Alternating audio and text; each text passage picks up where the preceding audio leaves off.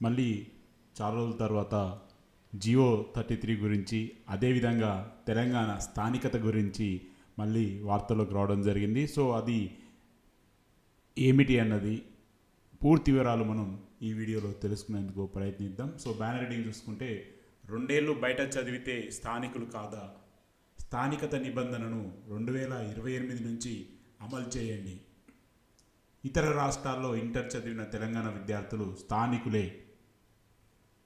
So ఓవరాల్గా గౌరవ supreme court ఈ విధంగా చెప్పడం జరిగింది. సో దాన్ని మనం పూర్తిగా, అసలు ఈ కేసు ఎవరు ఫైల్ చేశారు, ఇప్పుడు ఎందుకు వార్తల్లో వచ్చింది, ఏ ఎగ్జామ్స్ కోసం ఇది వార్తల్లో వచ్చిందో మనం పూర్తిగా తెలుసుకునేందుకు ప్రయత్నిద్దాం. సో మీరు ఇక్కడ క్లియర్ కట్గా చూడొచ్చు, మెడికల్ ప్రవేశాలలో ఈ కేసు రావడం జరిగింది. మెడికల్ ప్రవేశాలలో వాళ్ళని పరిగణించాల్సిందే, ఆ మేరకు మధ్యంతర ఉత్తర్వులు ఇవ్వదలుచుకున్నాం. రాబోయే రూల్స్ తెలియకపోవడం వాళ్ళ తప్పు కాదు, వాళ్ళపై వివక్ష చూపడాన్ని మేం అనుమతించం. 4 ఏళ్ల స్థానికత రూల్ 2028 నుంచి పెట్టుకోండి. రాష్ట్ర ప్రభుత్వానికి సిజేఐ జస్టిస్ గవాయ్ సలహా, తెలంగాణలో స్థానికత అంశంపై తీర్పు రిజర్వ్. సో ఓవరాల్గా మెడికల్ ప్రవేశాల సందర్భంగా ఈ స్థానికత కేసు మళ్ళీ తెర మీదకి రావడం జరిగింది. సో అందులో సుప్రీంకోర్టు చాలా క్లియర్ కట్గా చెప్పడం జరిగింది, 2028 తర్వాతనే దీన్ని అమలు చేయండి అని. అదేవిధంగా రాబోయే రూల్స్ తెలియకపోవడం విద్యార్థుల తప్పు కాదని కూడా మరొక వ్యాఖ్యానం కూడా చేసినట్టుగా ఇక్కడ తెలుస్తుంది. సో మనం ఒకసారి హైలైట్స్గా చూసుకుంటే, మెడికల్ సీట్ల వ్యవహారంలో స్థానికత అంశానికి సంబంధించిన పిటిషన్లపై సుప్రీంకోర్టులో వాదనలు ముగిసింది. సుదీర్ఘ వాదన తర్వాత తీర్పుని రిజర్వ్ చేస్తున్నట్లు సిజిఐ వెల్లడించడం జరిగింది. మంగళవారం వాదనల సందర్భంగా ప్రధాన న్యాయమూర్తి ఒక సందర్భంలో మాట్లాడుతూ, తెలంగాణలో స్థానికులై ఉండి ఏదో ఒక కారణంగా ఇంటర్మీడియట్ చదవడానికి ఇతర రాష్ట్రాలకు వెళ్ళిన విద్యార్థులకు అనుకూలంగా మధ్యంతర ఉత్తర్వులు ఇవ్వదలుచుకున్నామని స్పష్టం చేశారు. సో ఓవరాల్గా ఇక్కడ ఆల్రెడీ ఒక ఇంపార్టెంట్ పాయింట్ని ఆంధ్రజ్యోతి పత్రిక క్లియర్గా మెన్షన్ చేసింది.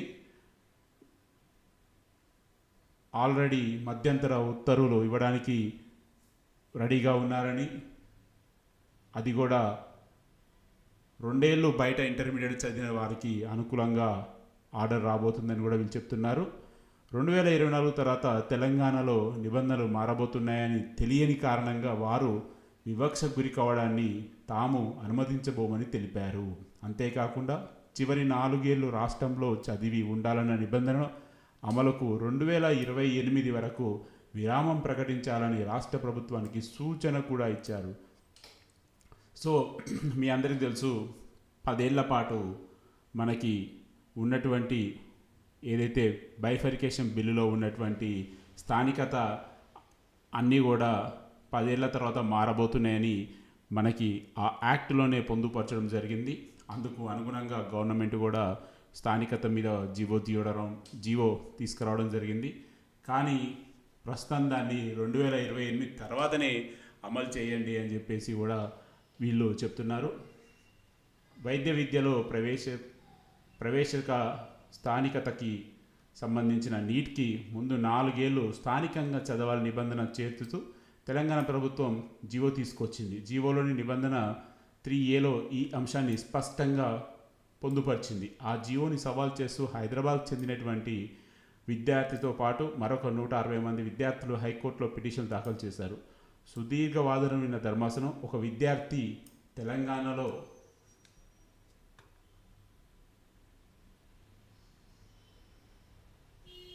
నివాసం లేదా శాశ్వత నివాసి అని నిర్ధారించడం ప్రభుత్వం వద్ద ఎటువంటి సరైన గైడ్లైన్స్ లేవని, ముందు గైడ్లైన్స్ రూపొందించాలని ఆదేశించింది హైకోర్టు. ఈ తీర్పుని సవాల్ చేస్తూ సెప్టెంబర్ 11న తెలంగాణ ప్రభుత్వం సుప్రీంకోర్టులో స్పెషల్ లీవ్ పిటిషన్ని దాఖలు చేసింది. ఆ పిటిషన్పై బుధవారం ధర్మాసనం స్వీకరించింది. సో ఓవరాల్గా తెలంగాణ ప్రభుత్వం నీట్ మెడికల్ ప్రవేశాలకు సందర్భంగా ఒక రూల్ని అయితే తీసుకొచ్చింది స్థానికత కోసం. గడిచిన 4 సంవత్సరాలు వాళ్ళు తెలంగాణలో చదివి ఉండాలని, అలా చదివి ఉన్న వాళ్ళకే మెడికల్ ప్రవేశాలలో తెలంగాణ కోటాలో వాళ్ళకి సీట్లు పొందే అవకాశం ఉంటుందని స్పష్టంగా తెలిపారు. సో ఎవరైతే లాస్ట్ 2 ఏళ్ళు ఇంటరు ఇతర రాష్ట్రాలు చదివిన వారికి తెలంగాణ స్థానికత వర్తించదని చెప్పేసి తెలంగాణ ప్రభుత్వం లేవనెత్తడం ద్వారా ఈ కేసు తెర మీదకి రావడం అయితే జరిగింది. సో ఈ కేసులో కొన్ని ఇంపార్టెంట్ పాయింట్స్ కూడా వీళ్ళు చెప్పడం జరిగింది. అది మనం ఒక హైలైట్స్ చూద్దాం. తెలంగాణకు చెందిన పేద మధ్యతరగతి కుటుంబాలకు చెందిన విద్యార్థులు ప్రయోజనం కోసం రాష్ట్ర ప్రభుత్వం ప్రస్తుత నివాస నిబంధన తీసుకొచ్చిందని తెలంగాణ తరపున సీనియర్ న్యాయవాది స్వింగ్లీ వాదనలు వినిపించారు. ఆర్థికంగా స్థిరపడిన సంపన్న విద్యార్థులు లండన్, దుబాయ్ సహా ఇతర దేశాల్లో వెళ్ళి 11, 12వ తరగతి చదువుతూ ఉంటే ఎక్కడైనా సులభంగా మెడికల్ సీట్లు పొందవచ్చని చెప్పారు. అలాంటి అవకాశం లేకుండా తెలంగాణ స్థానికతతో చదువుతున్న విద్యార్థులను దృష్టిలో పెట్టుకొని ఈ నిబంధన తీసుకొచ్చామని వివరించారు. ప్రస్తుత విధానం రాజ్యాంగం ఆర్టికల్స్ 371 ప్రకారం ఉందని ధర్మాసనం దృష్టికి తీసుకెళ్లారు. రాష్ట్రంలో వివిధ ప్రాంతాలకు చెందిన ప్రజలు ప్రభుత్వ విద్యా ఉపాధి అవకాశాల్లో సమాన అవకాశాలు, సౌకర్యాలు అందాలని రాష్ట్రంలో వివిధ ప్రాంతాలకు వేరువేరు నిబంధనలు చేయవచ్చని అందులో ఉందని చెప్పారు. 1974 నాటి రాష్ట్రపతి ఉత్తర్వుల ప్రకారం ఏపీలో నివసిస్తున్న వారికి కూడా నివాస ప్రయోజనం ఇచ్చామని, ఏపీ పునర్విభజన చట్టం ప్రకారం ఈ ప్రయోజనాన్ని కటాఫ్ చేశామని వివరించారు. సివిల్ సర్వీస్ తదితర ఉద్యోగాలలో భాగంగా తల్లిదండ్రులు ఇతర రాష్ట్రాలకు వెళ్ళడం, అక్కడ చదువుకుని పిల్లలకు మినహాయింపు కల్పిస్తున్నట్లు కూడా వివరించారు. లక్షలాది మంది తెలంగాణ స్థానిక విద్యార్థుల దృష్టికోణంతో ఆలోచించాలని విజ్ఞప్తి చేశారు.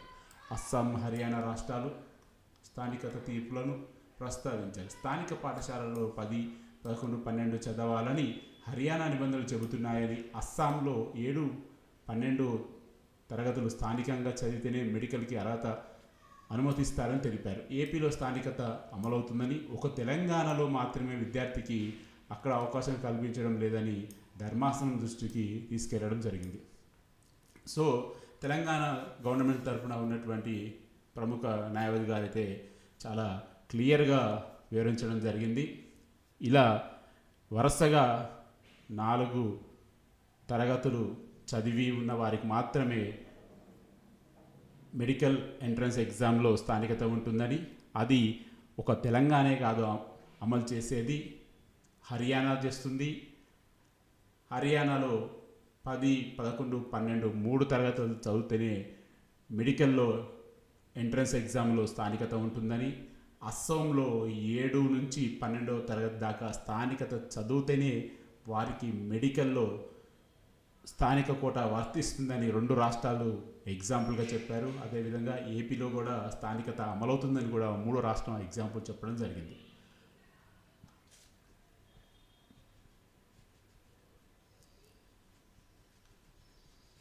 ఏపీలో విద్యార్థులకు తెలంగాణలో అవకాశం కల్పించాలని కోరడం ఎంత మేరకు సమంజసమని ప్రశ్నించారు. తెలంగాణ మెడికల్ సీట్లు ఎంతో ఖరీదైనవని, పేద మధ్యతరగతి విద్యార్థులకు ఎక్కువ డబ్బులు వెచ్చించి చదివించే పరిస్థితి ఉండదని చెప్పారు. స్థానికత పూర్తి స్థాయిలో వర్తిస్తేనే రాష్ట్రంలోని విద్యార్థులకు న్యాయం జరుగుతుందని, హైదరాబాద్ సంపన్నమైన నగరమని, ఈ కేసు ఆర్థికపరమైన అంశాలకు తావులేదని, 2 ఏళ్ళు వేరే రాష్ట్రంలో చదివితే తప్పేంటో చెప్పాలని సీజే ప్రశ్నించారు. విదేశాల్లో చదివే విద్యార్థులు కూడా ఎన్ఆర్ఐల కోట ఉంటుంది కదా, దాన్ని ఎందుకు స్థానికతతో ముడిపెడుతున్నారు అని అడిగారు.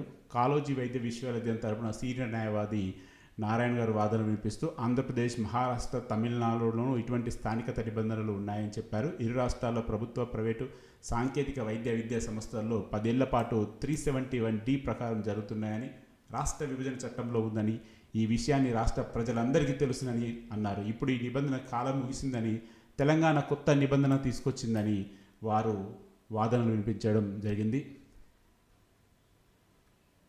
ధర్మాసనం 8వ తరగతిలోనే రాజ్యాంగం గురించి తెలుసుకోవాలన్నట్టుగా మీ వాదనలు ఉన్నాయని అసహనం వ్యక్తం చేశారు. చదువుకోని తల్లిదండ్రుల పరిస్థితి ఏమిటని ప్రశ్నించారు. విద్యార్థుల తరపున సీనియర్ న్యాయవాది వాదనలు వినిపించారు. సో ఓవరాల్గా అందరి వాదనలు విన్న ధర్మాసనం తీర్పుని రిజర్వ్ చేయడం జరిగింది. సో ఓవరాల్గా ఒకసారి చూసుకుంటే ఈ యొక్క స్థానికత అనేది ఏదైతే తెలంగాణ కోసం అందరూ కృషి చేశారో అందులో ప్రధానమైనది స్థానికత. మళ్ళీ అదే స్థానికత మీద మళ్ళీ ఇన్ని రోజులకి దాదాపు 10 సంవత్సరాల తర్వాత మళ్ళీ ధర్మాసనం ముందుకైతే రావడం జరిగింది. మరి చూడాలి మరి ఈ స్థానికత మీద గౌరవ ధర్మాసనం ఎటువంటి తీర్పు ఇవ్వబోతుందో అన్నది. సో ఇది ఫ్రెండ్స్ ప్రస్తుతానికి ఉన్నటువంటి ఇంపార్టెంట్ అప్డేట్.